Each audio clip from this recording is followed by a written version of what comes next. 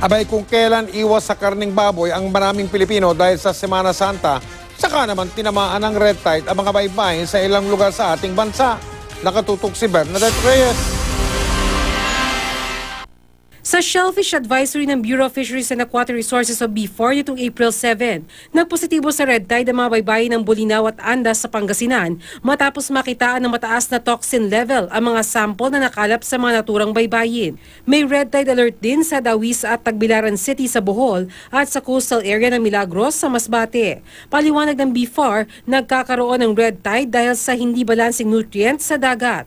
Ang mga tindera sa Pangasinan, aminadong apektado ang kanilang benta. Sumusunod ko po kami kasi mahirap sumuway sa alituntunan ng munisipyo. Kawawa rin ang mga tao pag na red tide din sila.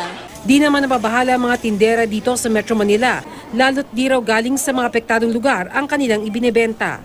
Safe naman po yung sa Cavite.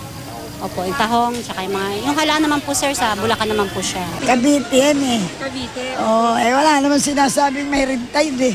Sa Mega Q-Mart sa Quezon City, nasa 100 pesos lang ang kilo ng tahong. Mabenta lalo't marami ang umiiwas muna sa karning baboy ngayong Semana Santa. Hindi man galing sa lugar kung saan may red tide, umiiwas pa rin bumili ng tahong si Roland. Umiiwas lang siyempre. Ano pong alternatibo ninyo? Yung siyempre yung walang red tide.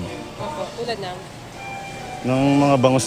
Hindi madaling masabi ko apektado ng red tide ang shellfish na inyong binibili base sa pisikal na anyo nito. Kaya payo ng BFOR umiwas na lang sa pagkain ng mga shellfish tulad ng tahong at halaan kung galing ito sa mga lugar na merong red tide alert ngayon. Nakikita lang namin yon kung by examining the water, no?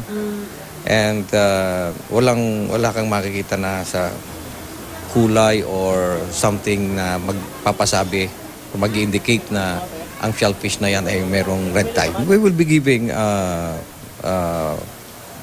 information immediately if it's safe already to eat those kinds of shellfish. Sakali makakain ng shellfish mula sa mga apektadong lugar, bantayan kung makararanas ng pananakit ng ulo, pamamanhid at pananakit ng katawan na karaniwang sintomas ng red tide poisoning. Agad ding kumonsulta sa doktor. Bernadette Reyes, Nakatutok, 24 Oras.